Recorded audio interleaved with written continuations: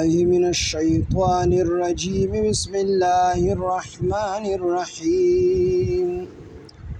والذين هاجروا في سبيل الله ثم قتلوا أو ماتوا ليرزقنهم الله رزقا حسنا إن الله لهو خير الرازقين ليدخلنهم مدخلا يرضونه وإن الله لعليم حليم ذلك ومن عاقب بمثل ما عوقب به ثم بغي عليه لينصرنه الله إن الله لعفو غفور صدق الله العظيم رب اشرح لي صدري ويسر لي أمري واحلل عقدة من لساني يفقهوا قولي رب زدني علما سبحانك لا علم لنا إلا ما علمتنا إنك أنت العليم الحكيم سورة حج واللسم سپارہ آیات نمبر 58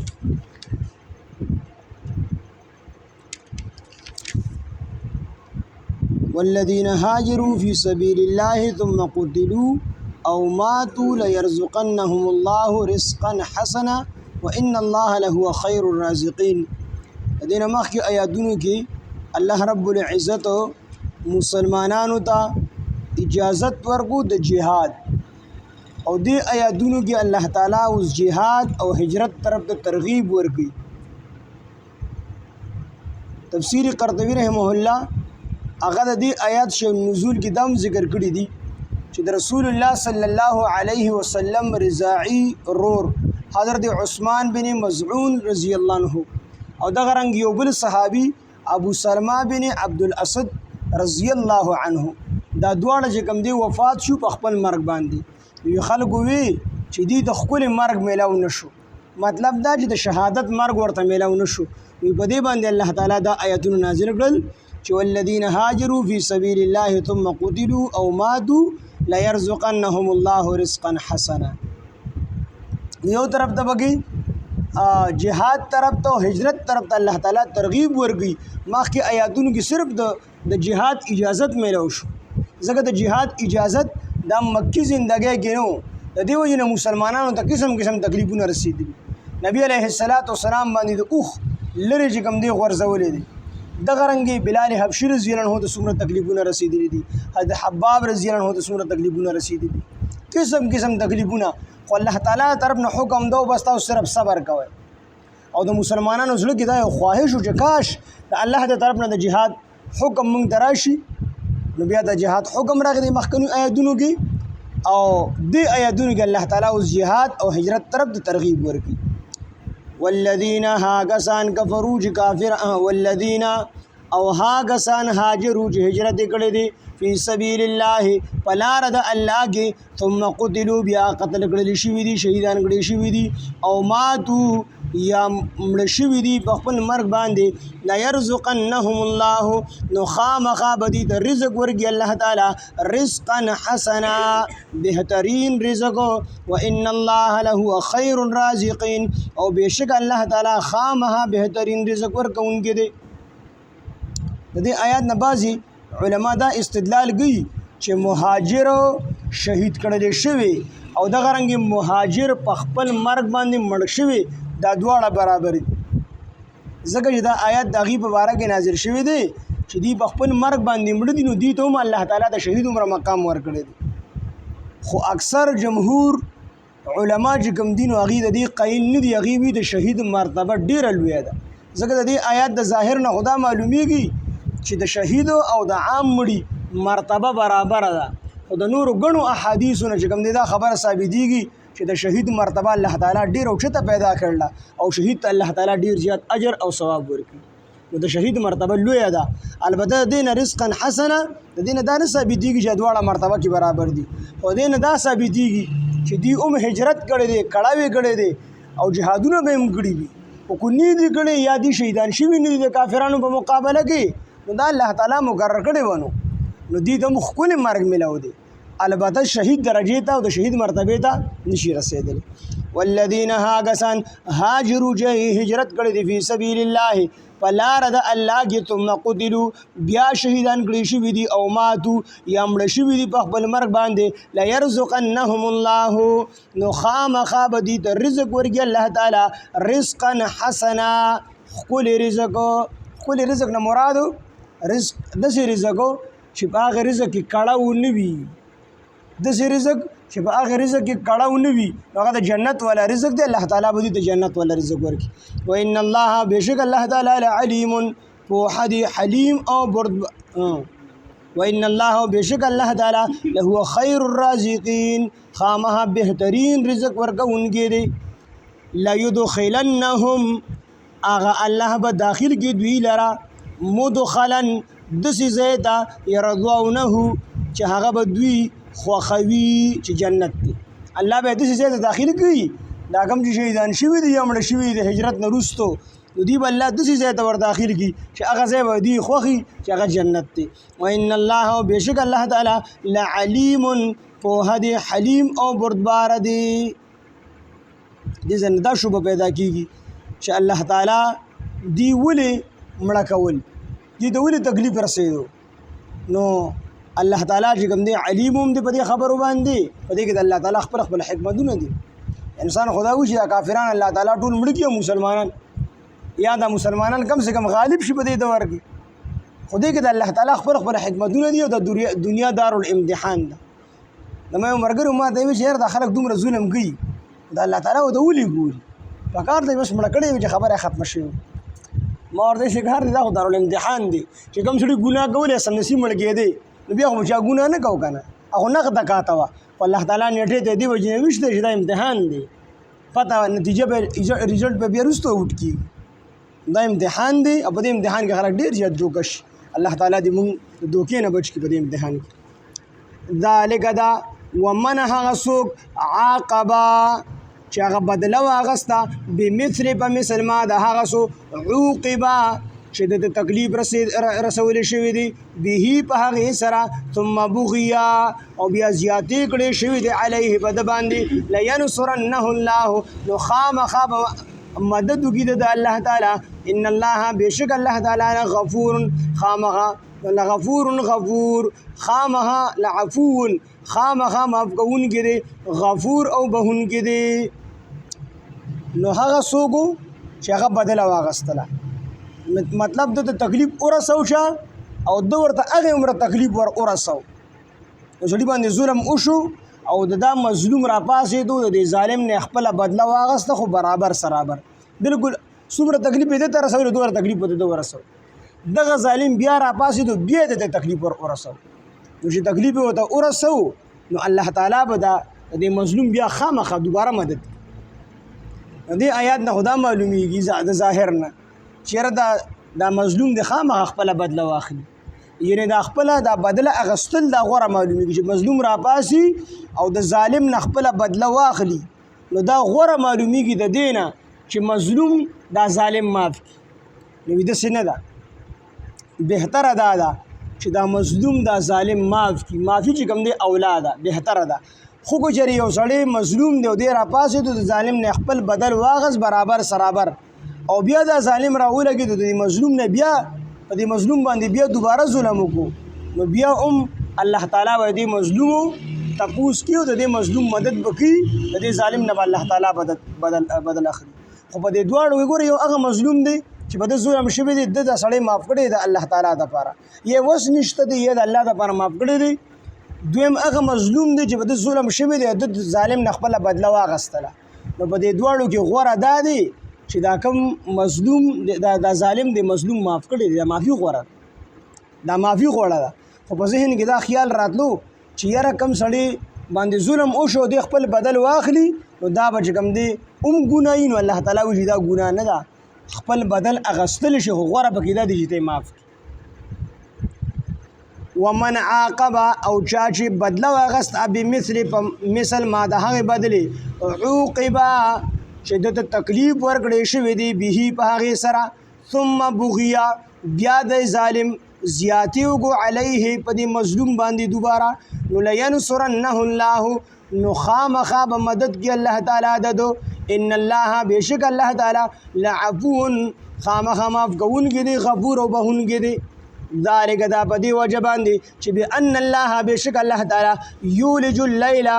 داخلوي شپه فی النهار په ورځ کې ویولج النهار او داخلوي ورځ فی اللیل په شپه کې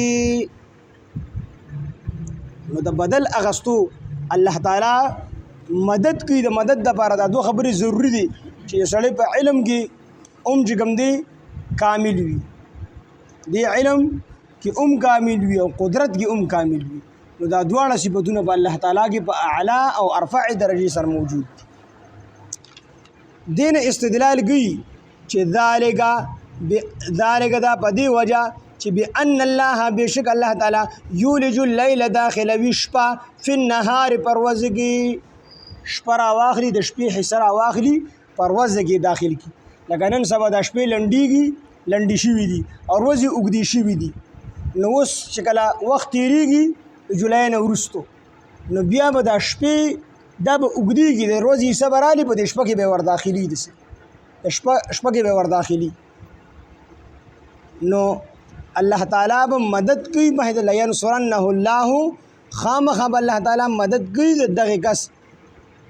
دغه کس مدد به کوي نو وګوره الله تعالی چې په دې شپه بدلولو باندې قادر دی او الله تعالی د شپه بدلولی شي د شپې څخه حصه راواخلي پر ورځ کې داخلولی شي نو الله په دې باندې قادر دی چې د دې مظلوم بدل واخلي او دې ظالم ته سزا ورکړي دې مظلوم مدد وکړي څنګه چې الله تعالی ګوره په دې شپه باندې قادر دی چې په دې باندې هیڅوک قادر نه دي خو د ټولې دنیا انسانان راغونډ شي نو دا شپه رالنډولی نشي کومه اوږده شپه چې دا رالنډولی نشي یا چې کوم دی ورځ اوږده ده دا رالنډولی نشي او الله تعالی کولی شي نو الله په دې قادر دی چې د دې مظلوم نه الله تعالی چې دې ظالم نه د دې مظلوم بدل واخلي او دې مظلوم له چې کوم دی فتح او کامیابی ورکړي او الله تعالی غشان دی وکړو مسلمانان مظلوم په مکه مکرمه کې تاسو ته قسم تکلیفونه دسې ناشنا تکلیفونه ورته ورکړي خو ټیم نشته تاسو ته بس بیان کوم قسم تکلیفونه ورته ورکړي مظلوم خو الله تعالی صبر کو مسلمانانو صبر کو خو چله هجرت وکړو او الله تعالی د جهاد حکم راولېږو نو ټول خلق ولیدل چې الله تعالی مسلمانانو د څنګه کامیابی ورکړه او څنګه غلبه ورته الله تعالی ورکړه یو طرف 313 دی بل ته 1000 کسان دي 313 سره صرف وو کسانو سره توري دي او کمزور دي بے سر او سامان دي سونه وسره نشتا سورلې وسره نشتا او الله تعالی ورله د کامیابی ورکړه چې د کافرانو او یا کسان لوی سرداران دي چې کوم مردار نو الله تعالی بیا کولی شي چې کله د جهاد اعلان راغی کنه مکه کې هو دي بدمعشي کولی او چې کله د جهاد اعلان راغی کنه نو بیا کرما کشته نمونده دکه سمندر ته وردانګل او تختې د بیا هیڅوک بیا مخله نه راتله نو الله تعالی بیا مدد کوي نو وی چې څنګه الله تعالی په دې شپه باندې قادر دی او دکه شان الله تعالی د مظلوم په مدد باندې قادر دی الله تعالی خود دی اوس هم مسلمانان صحیح شو الله تعالی بدیل غلبه او فتح ورکړي موږ خپل باندې کمزوري ذالک دا په دې وجه چې بأن الله بشک الله تعالی یولج اللیل داخلوي شپه فی النهار پر ورځ کې ویولج النهار او داخلوي ورځ فی اللیل په شپه کې وان الله او بشک الله تعالی سمیع اوریدونکی دی نا مظلوم چې فریاد کوي نو د دې اوریدونکی الله تعالی دی الله تعالی دغه فریاد اوري بصیر او دا ظالم چې کوم په دې مظلوم باندې ظلم کوي نو بصیر الله تعالی لیدونکی هم دی الله تعالی لیدونکی دی اوریدونکی دی ذالک دا په دې وجه چې بأن الله بشک الله تعالی هو الحق الله تعالی حق دی وان او بشک ما هغه سو يدعون چې دوی رابلی من دونه سوا د الله تعالی نه هو الباطل دغه باطل دی چې کوم بوتانو عبادت کی دغه باطل دی وان الله بشک الله تعالی هو العلی الکبیر لوی شان والا هو العلی علی شان دی الکبیر او ډیر لوی دی علم ترى آیاتان ندی کتلی چې ان الله بشک الله تعالی انزل نازلی من السماء اذا اسماننا ما ان ابو فتصبح الارض نبشیز مکا مخضرة سرسبزا شادابا الله تعالی د اسمان نه اوبه راووري دا بل څوک نشي راورولی ټول خلک مونږ لګیا یو چغې وو خدای باران خدای باران خو د هېچا طاقت نشته چې د اسمان نه یو څاڅکی راته وکړي نو الله په دې قادر دی چې د اسمان نه اوبه راووري نو څنګه په اسمان نه په اوبو راورولو قادر دی او د ځمکې نه په شینګي راټوکولو قادر دی نو دقه شان د ظالم نه په انتقام اخیستلو د مظلوم په مدد کولو باندې الله تعالی قادر دی ان الله بیشک الله تعالی لطیف باریک بین دی خبیر او خبردار دی الله تعالی په هر چیز باندې خبردار دی او باریک بین دی د ځمکې د لاندې د ځمکې د لاندې په تور ځمکه تور میږي روان دی الله تعالی کشار اوري الله تعالی دغه میږي اینومو د میږي په زړه باندې خبردار دی له ما فی السماوات د هغه ملکیت ته هغه سو فی السماوات چې بسمانونو کې دي و ما هغه سو فی الارض چې بسمکه کې دي و ان الله بیشک الله تعالی لغنی بے پروا دی الحمید او استایل شوی دی علم ترى آیات بس ته یا ډیریږي کوی وای دو درې تفسیر پکې دومره نشته او به وای خجی علم ترى آیات نه دي کتلې ان الله بیشک الله تعالی سخر لكم مسخر کړی دي تاسو د لپاره ما هاسو فی الارض چې بزمکه کې دي مسخر کړو مراد دلته کې مسخر لفظي ترجمه خدا ده چې مسخر کړی دي ان تاسو تابع کړی دي خو بای سيزونه د سيدي چې هغه د انسان تابع نه دي لکه سمندر د انسان تابع نه دي غر د انسان تابع نه دلته کې ترجمه ده چې الله تعالی په کار کې لګولي سخر لكم او الله تعالی دا مسخر کولی مشو خو دې کې د انسانانو لپاره یو لوی حکمت دی د انسانانو جګړه به جوړې ده بیا اوس یار سړي سمندر ته اشاره کوي شما پسې راځه بل به ما پسې راځه بل به ما پسې راځه بل به دسې ځه بل به دسې ځه وګورئ مسخر کړی وي انسانانو ته فساد جوړې دي جګړې به جوړې دي نو الله تعالی د انسان په خدمت کې لګوي سخر معنا مونږ د سیو چې الله تعالی په خدمت کې لګولي دي تاسو د لپاره ما هغه سو فی الارض چې بس مګه کې دي والفلک او کشته تجری چلیږي فی البحر په سمندر کې به امره داغه په حکم سره یعنی د الله تعالی په حکم سره د کشته چلیږي و یمسک السماء او را ټینګړي دی الله تعالی السماء اسمان ان تقع در غرزیدون علی الارض بس مګه باندې الا باذنه مگر داغه په حکم سره الله تعالی د اسمان را ټینګړي دي چې بس مګه باندې راونه غورځيږي خو الا باذنه چې کله دا حکم وشي د اسمان بیا راو غورځيږي په ورځ د قیامت هر څه ټوکړي ټوکړي شي ان الله بیشک الله تعالی بالناس په خلق باندې لرؤوف الرحیم لرؤوف خامخ رحیم بخون کې مهربان دی وهو الذي او الله غزاد دی احیاکم چې تاسو ژوندګي ثم یمیتکم بیا به تاسو مړږي ثم یحییکم بیا به مو ژوندګي الله هغه ذات احیاکم چې تاسو ژوندۍ کړئ د نش نشته کړئ نطفه دا مړه وه د هغې نه الله تعالی ژوندۍ انسان پیدا کړو ثم یمیتکم د دنیا خېټې ته رالی ثم یمیتکم بیا به مو مړه بشئ ثم یحییکم بیا مو قیامت کې ژوندۍ کوي ان الله بیشک ان الانسان بیشک دا انسان لکفور خامخا ناشکر دی د دومره لوی الله تعالی شکر ادا کول پکار دي او کافران او بعضی مسلمانانو کې هم داسې چې الله تعالی شکر نه ادا کوي نو دا انسان ډیر زیات ناشکر دی بس حجی بیا مې یو پیرا سبا بیا لفظي ترجمه وکړو ان شاء الله دوباره بیا وکړو ان شاء الله سبحان الله بحمده سبحانك اللهم بحمدك أشهد أن لا إله إلا أنت نستغفرك ونتوب إليك سبحان ربك رب العزة عما يصفون وسلام على المرسلين